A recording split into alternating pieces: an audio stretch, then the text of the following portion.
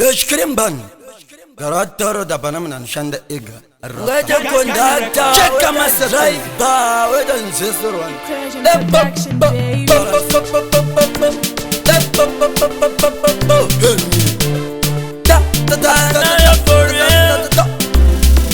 Saka quality, saka tora magazine This time goes fed up, pamshin Tabaguru duluga sengen tabakuto Cheka mas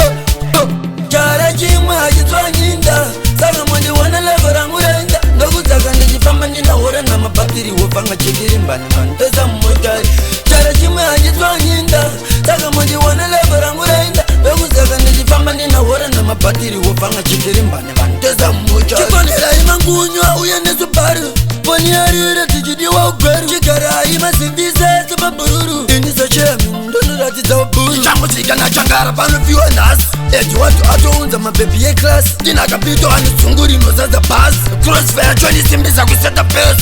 Chara chima hajitwa nyinda Saka mwende wana levera murenda Ndogu zaka nijifamba nina hora na mapatiri Wofanga chikiri mbani manteza mwajari Chara chima hajitwa nyinda Saka mwende wana levera murenda Ndogu zaka nijifamba nina hora na mapatiri Wofanga chikiri mbani manteza mwajari Anjitine sufuti makati munoti dako Kena mchiti dako Saka tohu yako Ndogu zaka nijifamba nina genga rangu Nenga nijitaku simiza wale furangu Dada kutenzi mdara Nemangwe madara Agaba udara Ajingwanzi madara Ndogu zaka nini pachigara ndajigara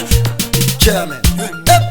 Chara chima hajitwa nyinda Saka mwindi wana levera murenda Ndogu zaka nijifamba nina hora na mapatiri Wofanga chikiri mbani manteza mwajari Chara chima hajitwa nyinda Saka mwindi wana levera murenda Ndogu zaka nijifamba nina hora na mapatiri Wofanga chikiri mbani manteza mwajari Chikonela imangunywa uyene subaru Poni arira tijidi wa ugweru Chikara ima sindise suba bururu Indisa chemi ndono rati za waburu Changu chika na changara pano viwa nasi Eti watu ato unza mabebi ye class Dina kapito anisunguri nozaza pass Crossfire chwani simbisa kuseta pesa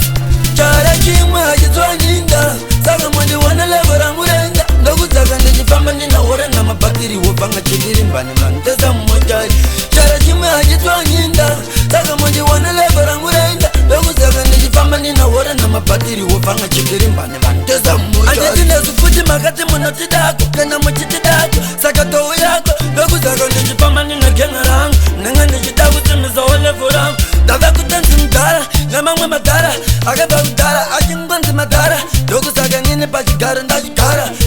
Chairman Chara chima hajitwa nyinda Saka mwindi wana levera murenda Ndogu zaka nijifamba nina hora na mapatiri Wofanga chikiri mbani manteza mwajari Chara chima hajitwa nyinda Saka mwindi wana levera murenda Ndogu zaka nijifamba nina hora na mapatiri Wofanga chikiri mbani manteza mwajari